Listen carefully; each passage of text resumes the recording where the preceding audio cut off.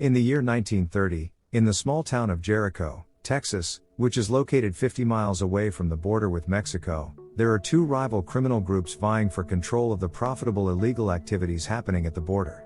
One is the Italian gang led by Frito Strozzi, and the other is the Irish gang led by Mr. Doyle. The authorities in the town have not been successful in maintaining order and have given up trying. The current sheriff, Ed Galt, appears to be taking advantage of the situation for his own benefit. A newcomer named John Smith, who describes himself as a solitary individual unburdened by guilt, arrives in Jericho and finds trouble when he inadvertently catches the eye of Felina, a woman associated with Doyle. Finn, one of Doyle's associates, notices Smith's interest in Felina and confronts him.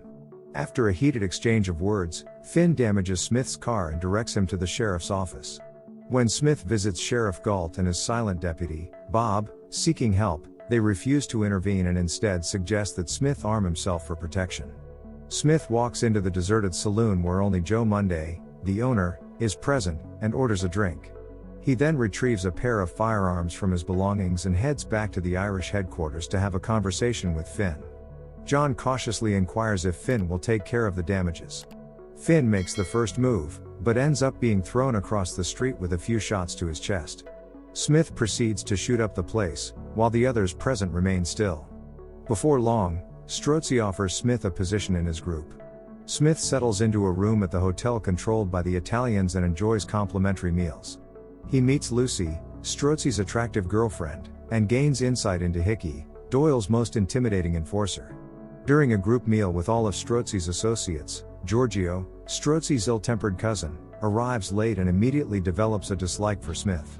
Subsequently, Smith departs and goes back to the saloon. He grows dissatisfied with Strozzi's way of leading, hinting that both Strozzi and Giorgio lack competence. That evening, while in the company of the prostitute Wanda, the Irish scheme to ambush Smith, but he successfully eliminates both attackers.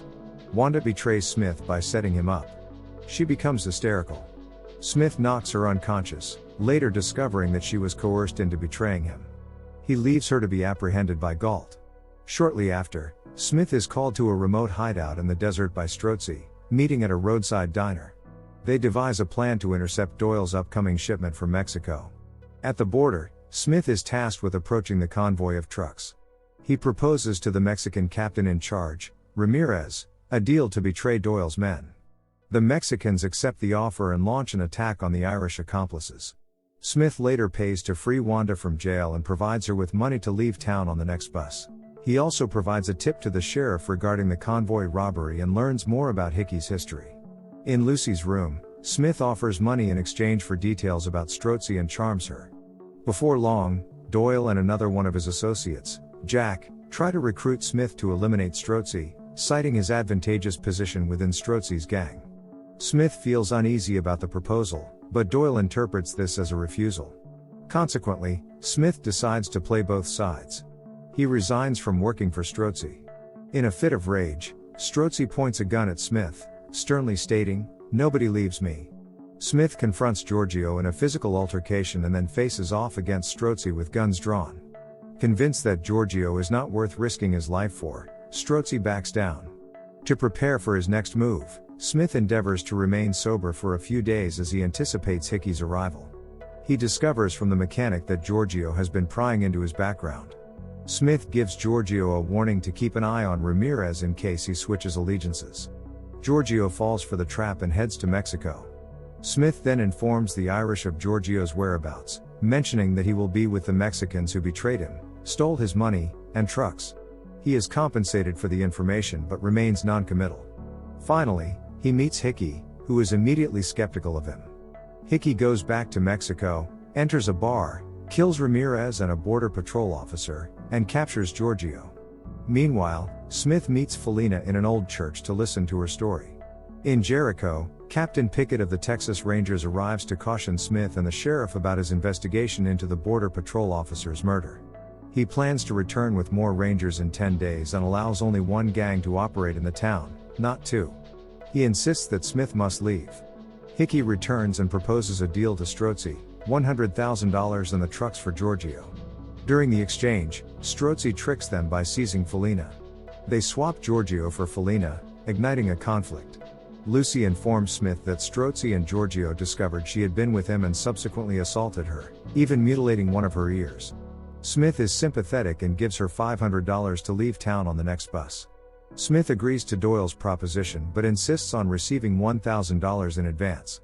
He tells Doyle he heard a rumor that Strozzi is bringing in more gunmen that night, hinting that Felina might be in danger again. This worries Doyle, who sends Smith to the location where Felina is being held. The location is heavily guarded. Smith enters through the front door. Immediately, Doyle's men realize something is wrong. Smith begins shooting, eliminating all of them. He then places Felina in a car and instructs her to escape across the border.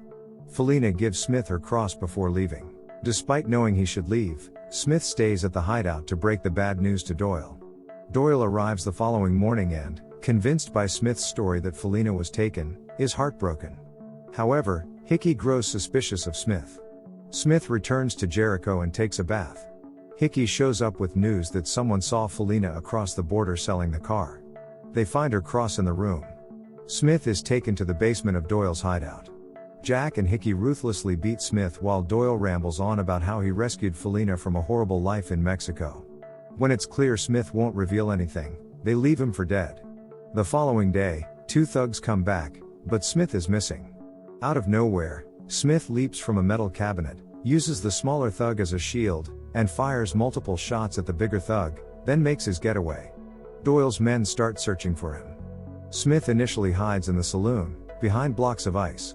He passes some information to Galt, who then misleads Doyle by saying Smith is at Slim's Roadhouse in the desert, knowing full well the Italians are actually hiding there. Doyle's crew sets the place on fire and shoots anyone trying to escape. Strozzi and Giorgio give up and promise to leave town if spared, but Doyle's gang mercilessly kills them. The Irish believe Smith perished in the fire. Smith hides in an abandoned church to recover. Joe secretly brings him food and bandages every day until the Irish discover this. Joe is captured and beaten. Galt finds Smith and tells him about Joe's situation. Hickey and Doyle are still in Mexico, searching for Felina. Smith takes Galt's gun and heads to Strozzi's old hotel, where Joe is being held. Along the way, he grabs his lucky hat and stops by the window of the Undertaker, one of his few friends in town. Smith bursts into the hotel. Bad guys are knocked down forcefully by each gunshot. Smith follows Jack to an upstairs room and finds Joe tied up. Joe signals with his eyes, and Smith shoots through a dresser, killing Jack instantly. Smith took a single bullet. He disinfects the wound with whiskey. Leaving a Tommy gun propped against the door as a sign for Hickey, he informs Galt he'll be waiting at Slim's Roadhouse.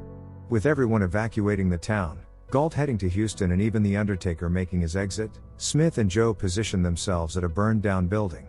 The next morning, Doyle, Hickey, and Bob show up. Joe hides. Doyle, yearning for a truce and driven by his search for a lost love, is met by Joe who jumps out and shoots him dead, seeking revenge for the town's destruction. When Bob raises his shotgun, Smith fires multiple shots, taking him down. Hickey drops his Tommy gun and starts walking away, expressing he doesn't want to die in Texas. He questions Smith on whether he would shoot an unarmed man in the back. Smith responds that he has done worse. When Hickey pulls out a pistol and turns, Smith shoots him in the head. Taking the cross from Doyle's dead hand, Smith gets into his car and drives off to continue his journey. Shoot an unarmed man in the back. Done worse than that. Don't forget to subscribe and turn on the notification bell if you want to watch more videos like this. Thanks and see you again soon.